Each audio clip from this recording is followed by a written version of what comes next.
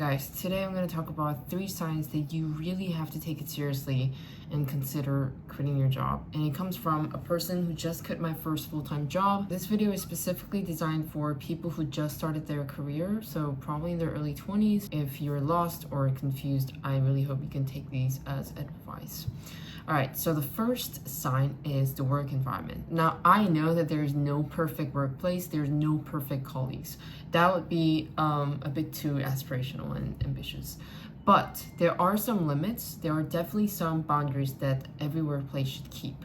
And I feel like you should not only come up with your own set of boundaries, first of all, but there should be some non-negotiables as well. And I think the non-negotiables would be first, like swearing or screaming, physical intimidation, not to mention like sexual assaults. And this physical intimidation does not need to be direct, which what I mean by that is like it does not have to involve like actually directly hitting you, but for example, like making a very loud noise with like a desk or like, you know, hitting something else in front of you. These are all physical intimidation. And even if they say like, oh, I only did it because you felt like a family member, where I felt a bit more personal and friendly to you, like a daughter or a son, like that makes no sense, guys. Don't fall into that trap. And I know that HR never is there for you. It's always for the company. But it still has to exist, okay? HR still has to exist, even though it may not be your side all the time. Because if there's no HR, I realized that like the senior managers' like words or actions can go like completely limitless.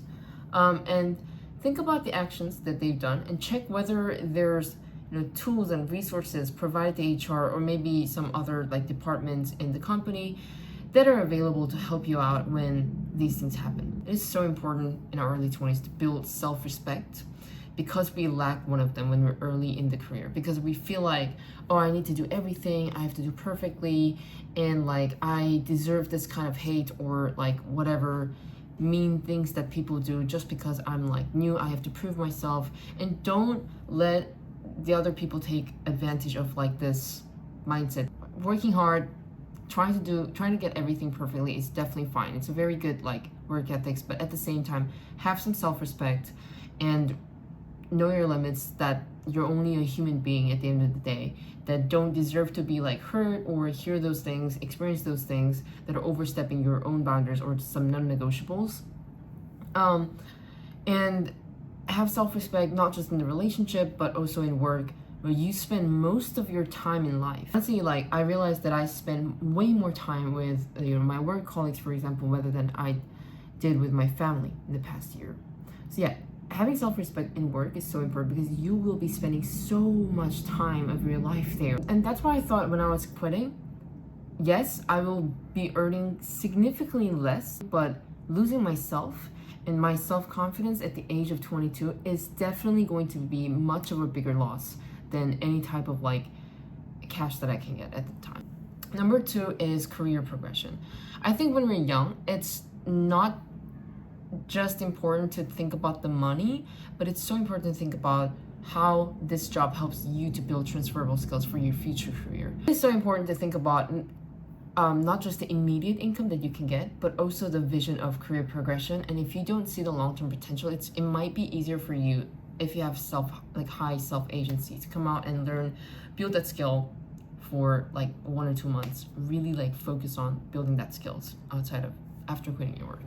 So every job at entry level is gonna have some extent of limitations and responsibilities, task ownership, and it's just going to be very repetitive tasks that you almost feel so stupid for doing those.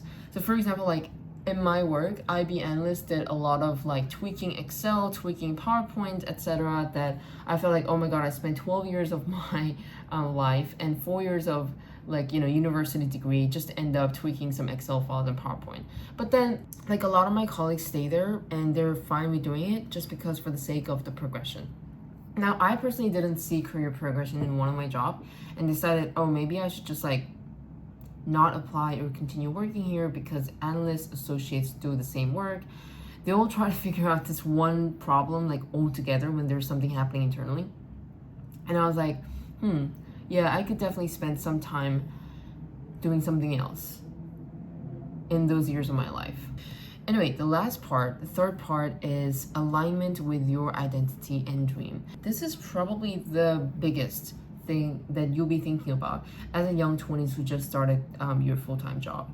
When you start working in a firm with prestige or sector that is highly sought after, which I believe I kind of experienced it as a working in like a law or banking career, it is easy to think that that's what you want because other people are wanting it.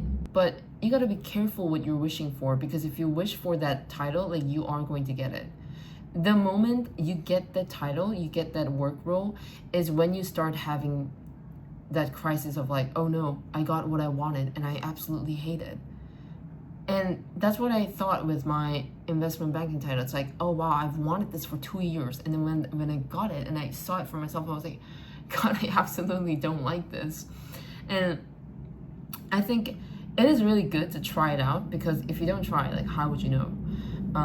But for me, being able to try out works that I thought I was genuinely going to enjoy and ending up not doing it gave me a sense of clarity, of course, that, oh, maybe I'm more like a free spirit that want to work and build my own stuff rather than working in a very hierarchical system with a minimal responsibility or task ownership. These are the 3 signs you really have to take seriously before making huge decisions.